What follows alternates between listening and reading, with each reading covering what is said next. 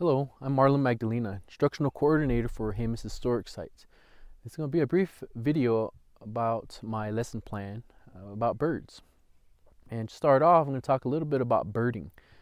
Birding is an activity that anyone can do. You can go out just outside your backyard and look at the birds that are out there, that might be out there, and identify them. Identify what they look like, the different colors that they may have, and just the way they act and the type of habitat that they live in. And there are some other ways that can help you in identifying these birds. One good way is if you have a bird guide. I have two here. This one's the Sibley's guide, and this is the National Geographic's guide. Now they're both very good to identify different types of birds if you don't know what you're looking at. And both of them have very good illustrations. There are some books that have pictures of certain birds. They all are able to help. And there are some bird apps that are on your phone that are free. So Merlin Bird ID, as well as the Audubon Bird ID app. They're very good. They're free. There are some that you can purchase, but the free ones are also very good. They also have recordings of different bird sounds, which will also help in identifying some of those birds. And the next thing you probably need is a pair of binoculars, and it doesn't have to be very expensive, and there are some expensive ones out there, but any pair of binoculars will do. And the binoculars will help look at birds up close without getting too close to them and scaring them off. Or if there's birds that are really far away that you want to see and identify, binoculars will help in that. Now, the next thing I'm going to talk to you about is different types of bird feathers that we use here in Jemez Pueblo, where I live, where I'm from.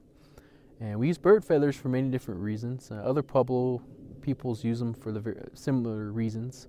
And we use them for our ceremonies. We use them for our dances. We use them as part of our religion, our way of asking for things, for praying for things. And the feathers that I'll talk to you about come from three types of birds. Two of the birds you may see here in New Mexico. The last bird I'll talk to you about isn't from around here. So the first one I'm going to talk to you about is the eagle. Eagle feathers are very important. Many tribes throughout the country use eagle feathers. And I have some eagle feathers here that I like to show you. I have some primary feathers, which is what these are.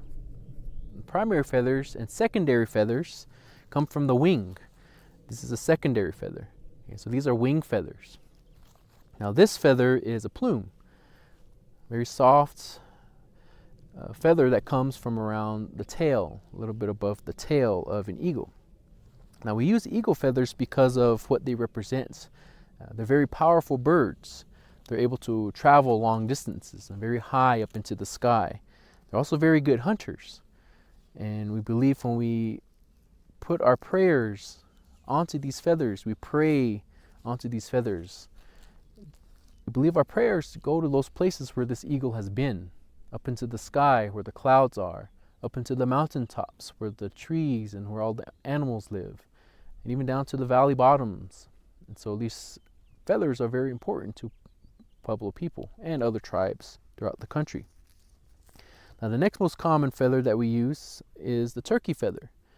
These ones come from the tail. We also use the ones from the body. Now turkeys don't fly very far. They're not very strong flyers, but they do fly. But they stay around the ground most of their lives, eating and moving around. And at night, they sleep up in the trees. And so these turkeys are kind of like the guardians, the protectors of the forests, of the mountains, where the clouds live, where the spirits are up in those mountains. And in the past, our ancestors used to make clothes and blankets out of turkey feathers. And so when we use them today, we put our prayers onto the turkey feathers, and we honor our ancestors by sort of giving them symbolically clothes to wear as they did in the past. Now the last feather that I'm going to talk to you about is the macaw feathers, parrot feathers. Now the parrot that we used in the past was a scarlet macaw. Now scarlet macaws don't live around here. They live down in Central America, or in Mesoamerica as it was known. Now in the past, people would bring these feathers. They would actually bring whole parrots, even live ones. They brought them up here into the Southwest. They traded for them. sometimes even bred them here in the Southwest. Now, scarlet macaws are mostly red. Now, for many Pueblos, red is the color of the South. Red is also the color of Mother Earth. So this has a lot of significance for Pueblo people, having these scarlet macaw feathers. Now, these macaws also have blue and yellow feathers, sometimes some green ones. So they have all the colors of the rainbow. Now, with all these feathers combined, they represent rain, a rainstorm. The soft feathers that come off of the turkey or the eagle represents the rain falling from the clouds, from the sky. And the parrot feathers represent the color of the rainbow, which happened before or after a rainstorm. Okay, so anything that represents moisture is a very powerful symbol for Pueblo people. That's why we use these feathers. They represent rain, they represent moisture, because that's what we pray for. That's what we use. We need that rainfall because Pueblo people are farmers. We grow things.